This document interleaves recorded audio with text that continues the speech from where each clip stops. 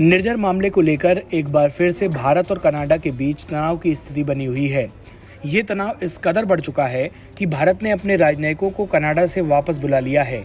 साथ ही भारत में मौजूद कनाडा के राजनयिकों को भी सस्पेंड कर दिया है। वहीं कनाडा के पीएम जस्टिन ट्रूडो की तरफ से भी सख्त बयान दिए गए हैं। कनाडाई पीएम ने कहा है कि इस मामले में भारत की ही गलती है। साथ ही भारत पर आरोप लगाया गया है कि पिछले साल खालिस्तानी नेता हरदीप सिंह निर्जर की मौत में भारत का हाथ रहा है, जिसमें यह भी कहा जा रहा है कि भारतीय एजेंट लॉरेंस बिश्नोई गैंग की मदद से कनाडा में प्रो खालिस्तानियों को टारगेट बना रहे हैं।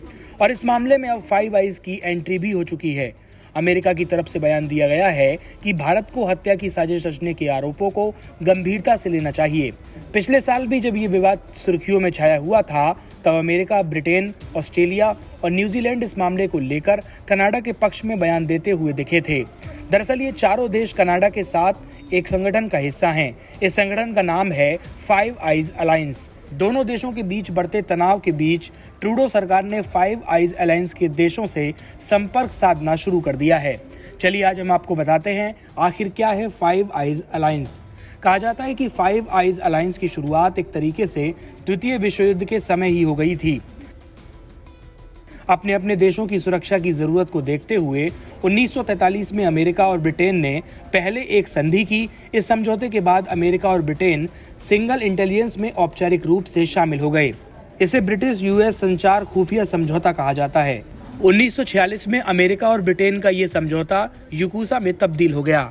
इस समझौते के दायरे में कम्युनिकेशन इंटेलिजेंस के तमाम दायरे शामिल थे। इस ग्रुप के सदस्य सर्विलांस और सिंगल इंटेलिजेंस दोनों तरह के कदम उठाते हैं। कनाडा इस गुट में 1948 में शामिल हुआ और फिर ऑस्ट्रेलिया और न्यूजीलैंड 1956 में इस क्लब में शामिल हो गए। इस तरह से फाइव आइज वजूद में आया। हैरानी की बात यह है कि ये खुफिया एजेंसी इतने दिनों से वजूद में थी, लेकिन दुनिया को इसकी जानकारी नहीं थी। ये सिलसिला 1980 के दशक तक चला, यानी कि 1950 के दशक से ही अमेरिका और ब्रिटेन दुनिया के देशों की जासूसी कर रहे थे, लेकिन ये बात पब्लिक डोमेन में नहीं आई थी। आखिरकार 2010 में यूकूसा समझौते की फाइल जारी की गई तो इस संगठन की जानकारी दुनिया को मिली। अगर आसान भाषा में हम आपको फाइव आइज अलायंस के बारे में बताएं तो ये 5 देशों का एक गठबंधन है। इस गठबंधन को तैयार करने का उद्देश्य आपस में खुफिया जानकारियों को साझा करना है। इस गठबंधन में जो 5 देश शामिल हैं उनके नाम अमेरिका, ब्रिटेन, ऑस्ट्रेलिया, न्यूजीलैंड और कनाडा हैं। इस फाइव आइज अलायंस को दुनिया का सबसे जबरदस्त इंटेलिजेंस एजेंसी का नेटवर्क माना जाता है। इस अलायंस के तहत जितने भी देश आते हैं वो सभी एक दूसरे से मल्टीलेटरल अरेंजमेंट के तहत ही खुफिया जानकारियां साझा करते हैं। इसका जिक्र कनाडा की वेबसाइट पर भी मिल जाता है।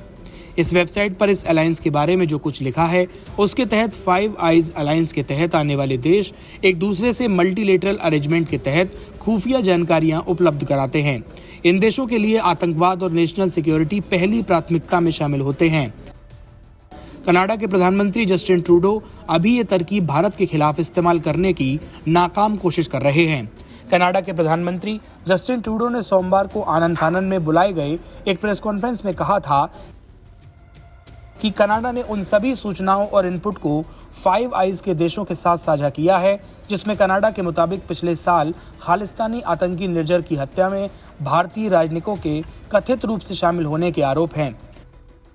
कनाडा के प्रधानमंत्री इसी फाइव आइज का सहारा लेकर भारत पर दबाव डालने की कोशिश कर रहे हैं। ट्रूडो ने इसी खुफिया जानकारी के आधार पर दावा किया है कि भारत की राजनयिक खालिस्तानी आतंकी निर्जर की हत्या के मामले में पर्सन ऑफ इंटरेस्ट हैं। भारत ने ट्रूडो के इस आरोप को सख्ती के साथ खारिज किया है और कार्रवाई करते हुए दिल्ली में मौजूद कनाडा के 6 राजनयिकों को देश छोड़ने को कहा है। साथ ही भारत ने कनाडा में मौजूद अपने उच्च आयुक्तों को भी वापस बुला लिया है। कनाडा में अमेरिका के राजदूत डेविड कोहेन ने कनाडा के एक टीवी चैनल को साक्षात्कार में बताया, फाइव आइज सदस्यों के साथ साझा किए गए खुफिया सूचनाओं के आधार पर ही कनाडा ने यह दावा किया है कि निर्जर की हत्या में कथित रूप से भारत सरकार के एजेंटों का हाथ है।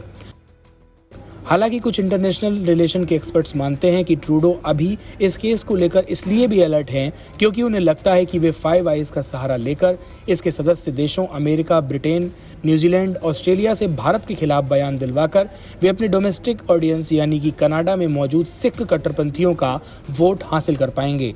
जिसका फायदा कनाडा में कुछ ही महीनों में होने वाले चुनावों में ट्रूडो को मिल सकता है। नमस्कार, मैं हूं मानक गुप्ता। अगर आपको हमारा ये वीडियो पसंद आया हो तो इसे लाइक और शेयर जरूर करें, और हां, हमें सब्सक्राइब और फॉलो करना ना भूलें ताकि आप देश और दुनिया की कोई खबर मिस ना करें। तो जुड़े रहिए हमारे साथ और देखते रहिए न्यूज़ 24।